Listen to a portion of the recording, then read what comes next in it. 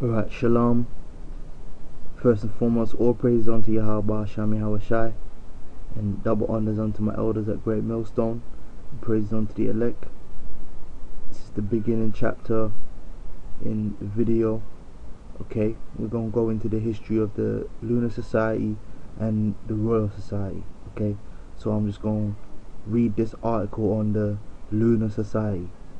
Okay, it says the Lunar Society was a remarkable group of gifted polymaths who met every month in and around Birmingham on the Monday nearest the full moon, supposedly when there was most light to travel home by, from 1765 until 1813.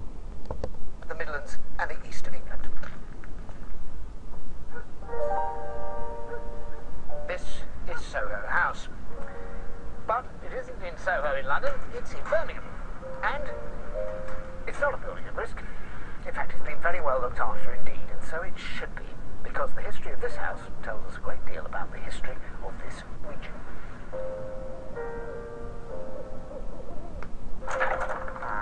This was the home of the Lunar Society.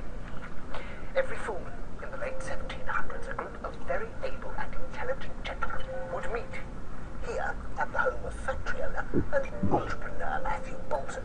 Men like James Watt, the developer of the steam engine, or Joseph Priestley, who discovered oxygen, and Erasmus Darwin, grandfather of the more celebrated Charles. The ideas that flourished around this table were to change Birmingham and ultimately the world. To begin with, they called themselves the Lunar Circle, the more formal title Lunar Society being adopted in 1775.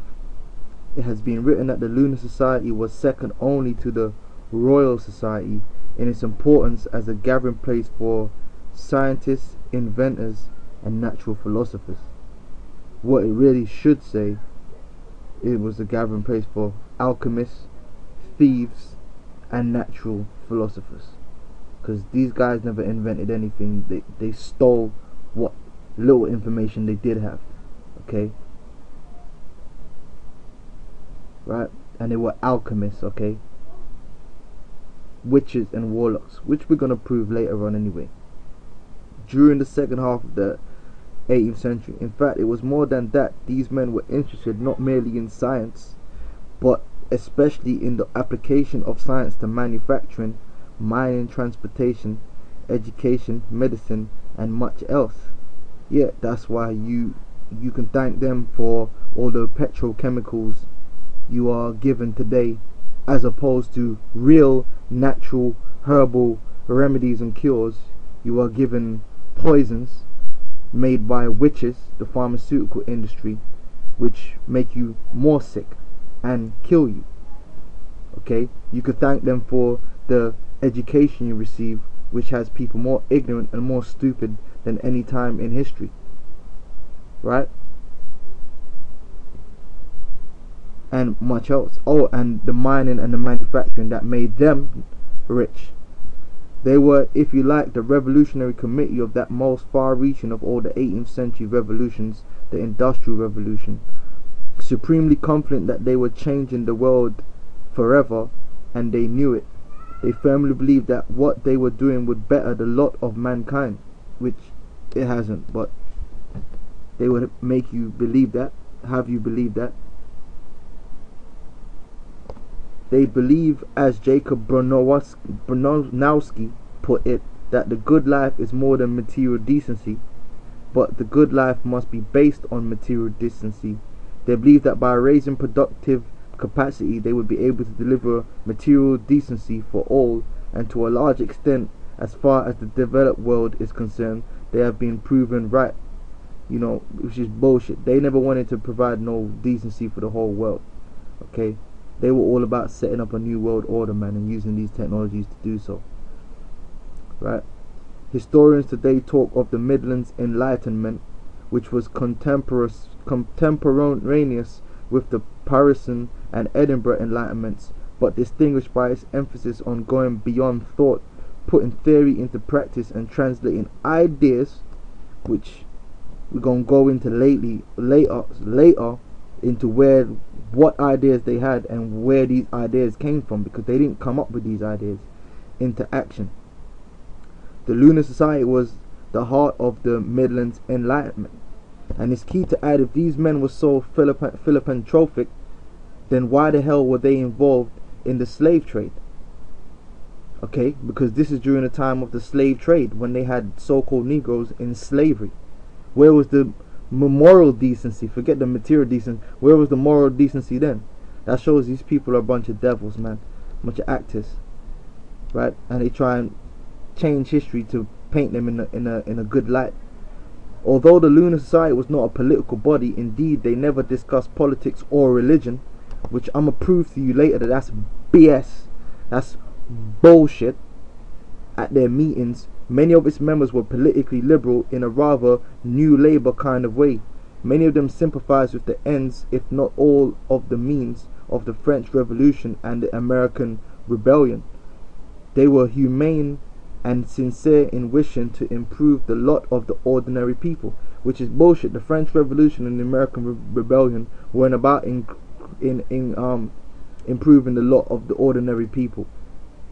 Okay, the French Revolution was about the bankers gaining control over France and kicking out the old monarchy.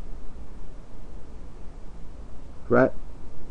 The American Rebellion was all about Britain reducing their liabilities to America while still reaping the benefits of taxation and money. Okay, so it had nothing to do with bettering anybody. Alright? They were humane and sincere in wishing to improve the lot of ordinary people. They abhorred slavery, which is BS, because these men made all their money from slavery. So that's BS. Because if they abhorred slavery, they would give away all that money that they have. Okay, that's BS. And several of them led the campaign against it. No, they didn't lead the campaign against slavery. Right? That's all BS. What happened was, too many people were involved in slavery, so they needed to turn it into a black market. These men were smart enough to know that if you put people in debt on the taxation, that they're in slavery anyway. Okay, they had people in slavery during the what do you think the Industrial Revolution was? And the workhouses. What do you think a workhouse is? Okay, what do you think minimum wages? Come on, man. But they believed in private property, in capitalist self-help and entrepreneurialism, while advocating the extension of the franchise, measures to reduce corruption, and a reduction in the power of the church, basically the Bible, and aristocracy, which was the old aristocracy of the Jake. They also enjoyed themselves. It is clear from their correspondence that their meetings were fun. I'm sure there was a bunch of homosexuals, as well as being intellectually stimulating, and they cheerfully referred to themselves as lunatics. Yeah, because they worship the moon. Okay, they were moon worshippers, man. Which I'm gonna prove all this, but I'm just reading the history according as it is written. And then it goes on to list the men: Matthew Boulton, you know, Erasmus Darwin, the grandfather of Charles Darwin, Thomas Day, Richard Lovell Hedgeworth, Samuel Galton, you know, which the Galton family and the Darwin family tried to interbreed with each other and produced a bunch of morons, right? James Kerr, Joseph Priestley, William Murdoch, William Small, and the list goes on. And these dudes were all basically just demons. Okay, now that is the history of the Lunar Society. But the Lunar Society, many of the same members of the Lunar Society were also part of the Royal Society. Okay, so we're gonna get into this, the history of the Royal Society from their own website. This is just giving out this information before we even go into prove that these guys were a bunch of demons. History. The origins of the Royal Society. Let me see if I can zoom in a bit. Right, the origins of the Royal Society lie in an invisible college, or you may call it a secret society, of natural philosophers who began meeting in the mid 1640s to discuss the new philosophy of promoting knowledge, right? Which, that's bullshit. Knowledge was always promoted since the beginning of time. The knowledge they were promoting, well, we read it, philosophy of promoting knowledge of the natural world through observation and experiment, which we now call science. But that's bullshit. That wasn't what they wanted to do, which we gonna prove that anyway. Its official foundation date is 28th of November 1660, when a group of 12, right, because they tried to, master it after the 12 disciples, met at Gresham College after a lecture by Christopher Wren, then the Gresham Professor of Astronomy, right, and decided to found a college for the promoting of physio-mathematical experimental learning.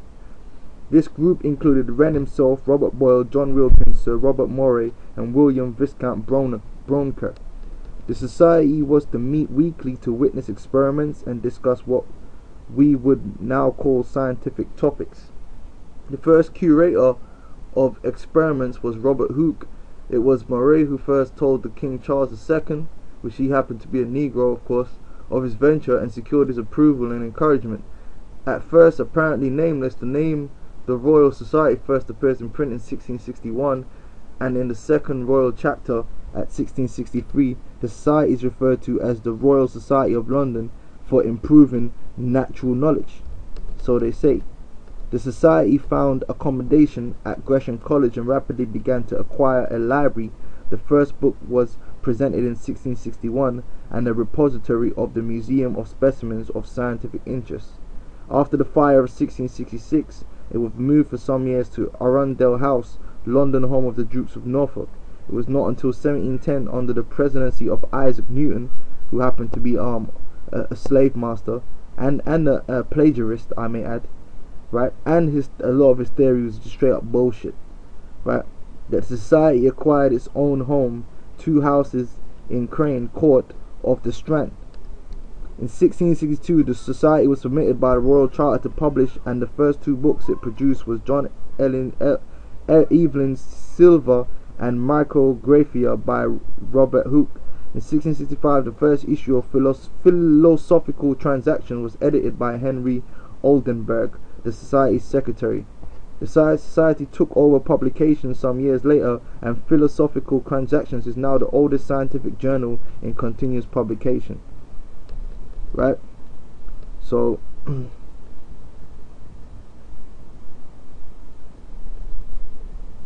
gonna go into the fellowship. It's just a basic background. Fellowship, because it is a Masonic organization, of course. The backbone of the society is its fellowship, which is made up of the most eminent scientists, engineers and technologists from the UK and the Commonwealth. Fellows and foreign members are elected for life through a peer review, remember that for the future, a peer review process on the basis of excellence in science.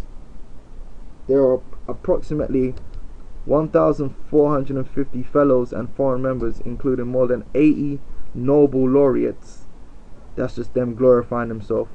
Current fellows include Jocelyn Bell Burnell, Richard Dawkins, Stephen Hawking, Harry Kroto, Tim Berners-Lee, Paul Nurse and John Solston. Right? Individuals who are not eligible for election to the fellowship in the conventional categories may be eligible for election as honorary fellows. Blah blah blah blah blah blah blah blah blah. And you brothers can go into this for yourself, man. You can read all of it, but that's just the basic rundown of the Royal Society. The Royal Society is basically one of the most powerful societies and fellowships of so-called scientists, and they basically control the scientific thought, okay, and they have done since the Royal Society began, right? The Lunar Society took a back seat, and the Royal Society became prevalent. And these witches and warlocks then began to promote their agenda under the guise of promoting the advancement of mankind, right? And the pursuit of the truth. which they even tell, if you go to the about section, they even try to say that bullshit.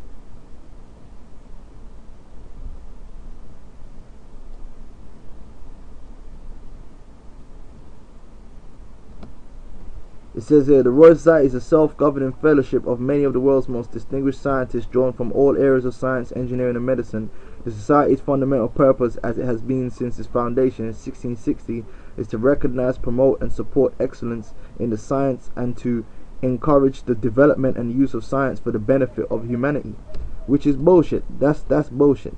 Our priorities emphasize our commitment to the highest quality science, again bullshit, to curiosity-driven research, and to the development and use of science for the benefit of society.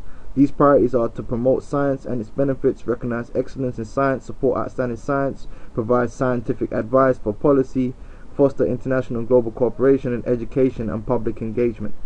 Right? So they're big when it comes to basically pushing out that the Masonic New Age doctrines as disguise them as science, and also involved in getting that information pushed into the educational system. Right? It says the society has three roles. It is the UK's Academy of Science, promoting the natural and applied sciences, a learned society, and a funding agency, which is another way they control the situation.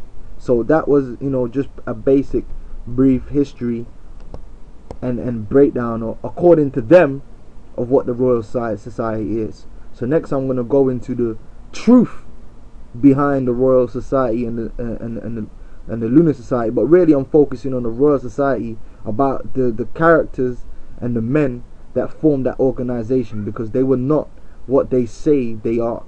Okay? Shalom.